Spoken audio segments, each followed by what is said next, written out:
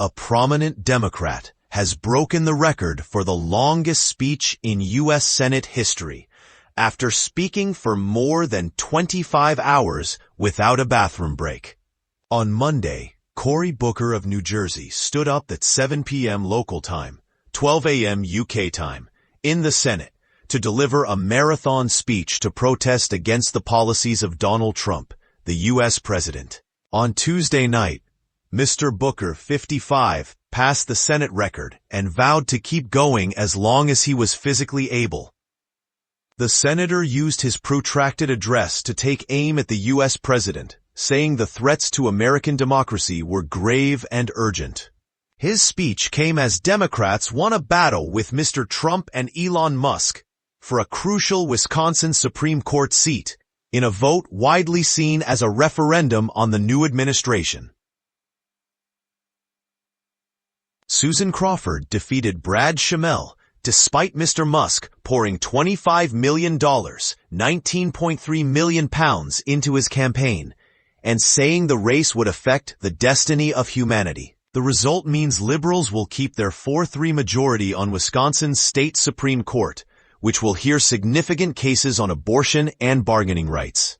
For years, Mr. Booker was seen as a future leader of the Democrats, having built an impressive social media following, as well as financial backing on Wall Street and in Silicon Valley. Hillary Clinton considered picking him as her running mate in 2016 before he joined the race to become the Democrats' presidential pick in 2020.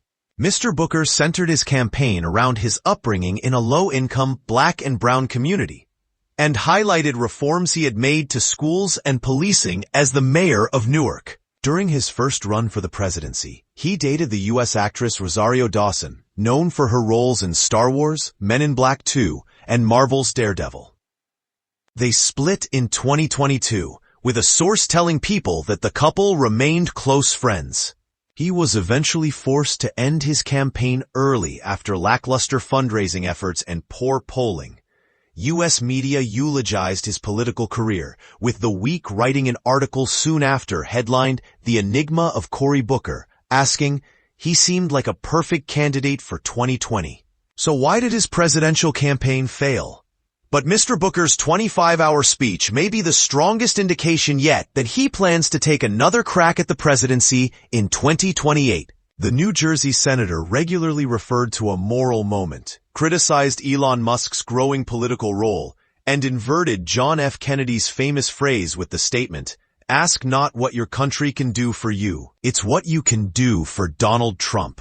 His speech, which was well received by Democrats, appears to have brought the party back into focus after weeks of lackluster polling and organized opposition to the Trump administration. Multiple streams of the speech, including on AP and X, had a combined total of more than 1 million views.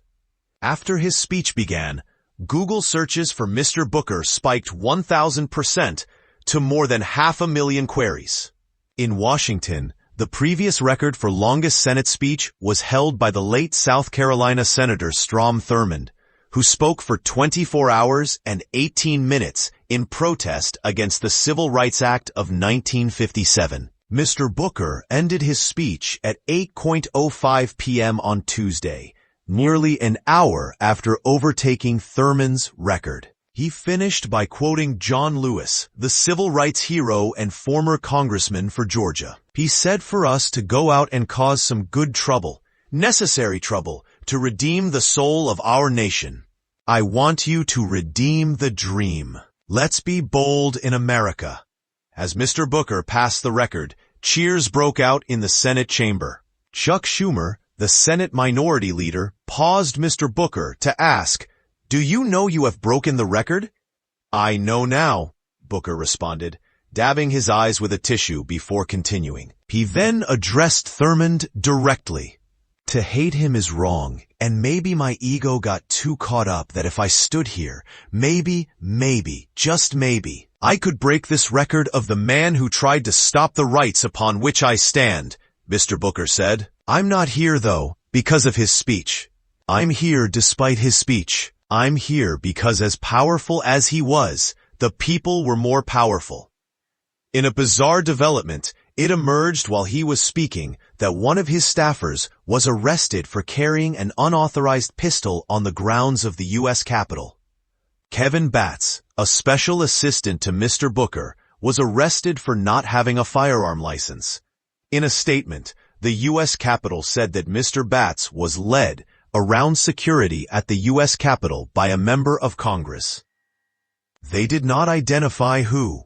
A spokesman for Mr. Booker told Fox News, Senator Booker's office employs a retired Newark police detective as a New Jersey-based driver who often accompanies him to events. We are working to better understand the circumstances around this. Mr. Booker's speech is not considered to be filibuster as he is not preventing a vote on a bill. As he began his speech, Mr. Booker said, "These are not normal times in our nation, and they should not be treated as such in the United States Senate. The threats to the American people and American democracy are grave and urgent, and we all must do more to stand against them." Mr. Booker appeared tired but determined to continue after speaking through the night. His Democrat colleagues took the floor at intervals to give him a break from speaking. Mr. Booker said, 13 hours? I got more in the tank. At around 8 a.m., the senator told the chamber, "I'm rip-roaring and ready. I'm wide awake. I'm going to stand here for as many hours as I can." Mr. Booker had not left the floor for a break, to sit down, or even use the lavatory. This would have allowed the presiding Senate officer to move on to other business. Kamala Harris, who ran as Democrat nominee for president and lost to Donald Trump last year, said, "The true measure of a leader is not based on who you beat down, but on who you lift up."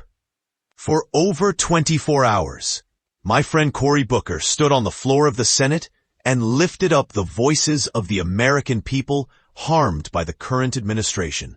We must continue to fight for the best of who we are as Americans. Thank you, Cory, for your leadership.